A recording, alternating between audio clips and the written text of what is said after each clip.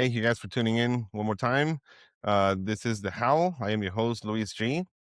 And if you like our content, don't forget to subscribe and hit that like button. It really helps us out. All right, wolves, let's talk about something real. The fuel is up. And when fuel is up, the next question is simple. Are your rates keeping up? Because fuel can rise fast, but freight rates don't always rise fast. That's the problem, right? And that gap right there can easily destroy a small carrier or an owner operator. So I want to break this down in a simple way. First of all, what is the spot freight? And this spot freight is very simple. It's a load that you grab right now, that you grab it today.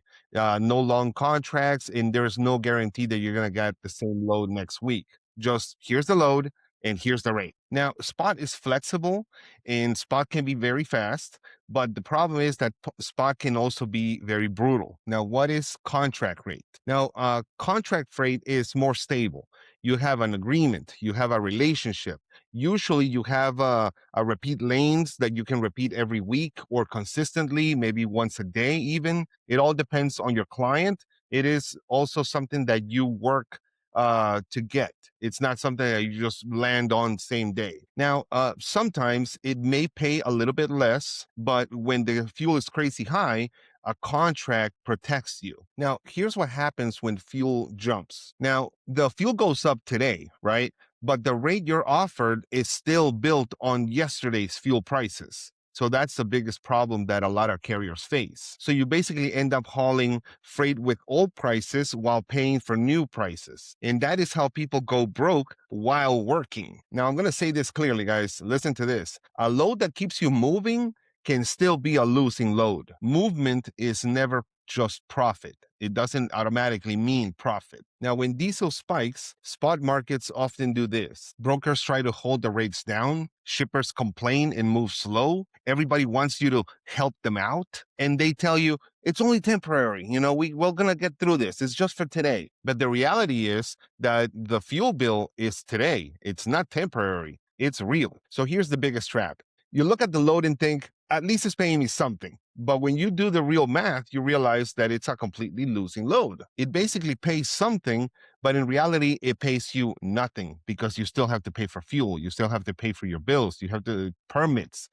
Any and 1,000 things can come up. You blow a tire, where is that going to come from? Now, contract freight is usually slower to change, but it can be more predictable. Some contracts have fuel programs, some have surcharges, some have built-in ways to adjust. Not all, but some. The big advantage is this: you're not renegotiating every single load like a street deal. The people who get hurt the most are usually owner operators, small fleets, anyone running mostly spot, anyone who doesn't really reprice fast. Because in a fuel spike, you need to move fast. You need speed, not speed on the highway, speed on the pricing. You need to be on top of it. Now, before you book a load during a fuel spike, you need to ask these three things. What is the fuel cost per mile? Not last month, but today. What is it today? How much deadhead will you have to run? Because deadhead on a fuel spike can be double the price. And the last question is, does this load still leave me a margin?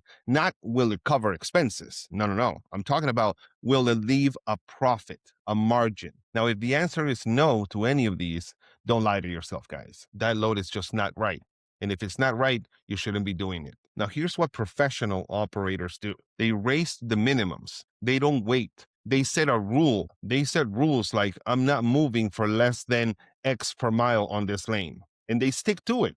They have to stick to it. That's how they keep their margins and the profits going. Because if you keep accepting cheap freight, you're basically telling the market that you'll work for cheap. And nobody wants to do that. Now, here's the line I really want you to remember, guys. Don't haul cheap freight on expensive diesel. That's the whole lesson for today, okay? Let's repeat that. Don't haul cheap freight on expensive diesel, period. Now, guys, now that we know that we should never haul cheap freight on expensive diesel, if fuel is climbing and swinging, here's a simple approach. If you have good contract lanes, you have to protect them. That's number one. Use spot carefully and only when the numbers are real. Don't take a spot load just because you're bored. We can wait, and never take a load just because you need to stay busy. Sometimes it's better to be patient and wait for the good, proper load. Remember, busy can still mean broke. Now, spot is not necessarily bad, and contracts are not perfect. I'm never going to say that the contracts are perfect, but during the fuel spikes, the spot can punish you faster, and contracts can keep you alive. And the operator who survives is the one who prices out the loads like a professional, like a business. Now, let's talk about something that you can actually control, because you can't control government, you can't control the fuel prices, and you can't control world events, but you can definitely control how much fuel you're burning. So I'm going to give you a little quick fuel saving checklist that you can do. Not complicated, just real. Stop idling so much. That will be number one. Idling is a silent thief. If you idle for 1 hour per day, just 1 hour, which is really nothing, that truck is going to burn 1 gallon that hour, and it adds up. So here's a little simple goal: cut the idling at half. I know sometimes you have to idle if it's really hot, if it's really cold, but try, to do things to help you with the idling time. For example, maybe step out of the truck and go inside the truck stop for a little bit. I mean, some truck stops have decent waiting areas and couches and TVs and whatnot, and that can really help your bottom line. Now, another thing that you can do is maybe slow down a little bit. Now, I'm not telling you to drive slow. I'm telling you to save fuel. When you push speed, the wind resistance goes up and fuel burns faster. Just a few different miles per hour can make a big difference in that fuel. So the simple rule is this: drive the speed that makes sense, not the speed that feels good. Now, another thing that a lot of drivers don't really pay a lot of attention to is the tire pressure. Low tire pressure burns fuel, and bad tire pressure also ruins the tires. So it's a double problem, not just the fuel, but also now you're spending money on new tires more often. So I know I probably shouldn't even have to say this to a lot of experienced drivers, but for you guys, the new rookies out there, this is important. You have to check your tires weekly, fix slow leaks. Don't guess. Don't wait until it becomes a blowout.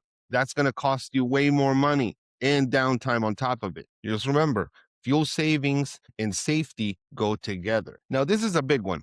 Some drivers buy fuel at the same spots out of habit, just because they go there every time. But even when it's more expensive, a difference of 15 to 20 cents per gallon matters a whole lot. If you're buying thousands of gallons every week, so basically just fuel smarter.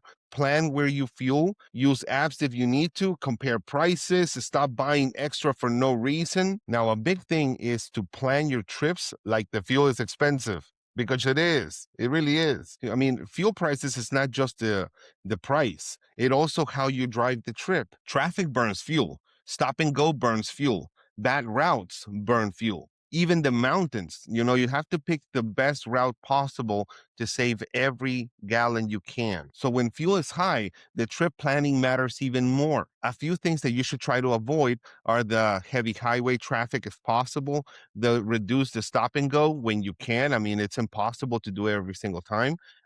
Reduce the unnecessary detours and reduce deadhead miles. That's the biggest one, no deadhead. Try to, as much as possible, not to do deadhead, and always calculate the deadhead into the rate of the load that you're getting. Every empty mile is a mile you paid for twice. Now, another thing is the maintenance of the truck. A truck can run, yes, it can run, and still be wasting fuel. Things can quickly wreck fuel economy. Bad alignments, brake drag, clogged filters, engine issues, sensor problems. These are just a few things that can burn your fuel very fast. So if we want to summarize that, basically, maintenance is fuel savings. You don't have to be perfect, but you can't ignore problems when fuel is high. Now, for those of you who ride reefers, the reefer burns fuel too, and you have to be smart with it. Pre-cooling, door time, keeping seals tight, not running colder than it needs to be. The reefer fuel is easily ignored until you calculate it. So you have to stay on top of it as well. That's an extra engine you're carrying there. So the simple takeaway on fuel savings, when diesel is high and you have a fuel savings idea, it's not just savings. It's a pay raise you give to yourself, because that's money that comes back into your pocket. And the best part is you don't need anybody's permission to do it. You should just do it because you know that it's money that is going to come back to you without doing much effort. So basically, here's the full picture. On one side, we have the pricing. spot versus contracts, and not letting fuel spikes erase your profit. That's one side. Now, on the other side, you have the control, idle, speed, tires, fuels, planning, maintenance. If you do both, you don't just survive fuel volatility, but you stay in the game long enough to win when it comes down. So, all right, Wolves, I guess that's it for tonight. Now you have to stay sharp, stay safe and protect your livelihood, guys. Thank you all for tuning in. This is Louis G with the Howl. Don't forget to subscribe. God bless you all. And most of all, God bless America. Thank you, guys.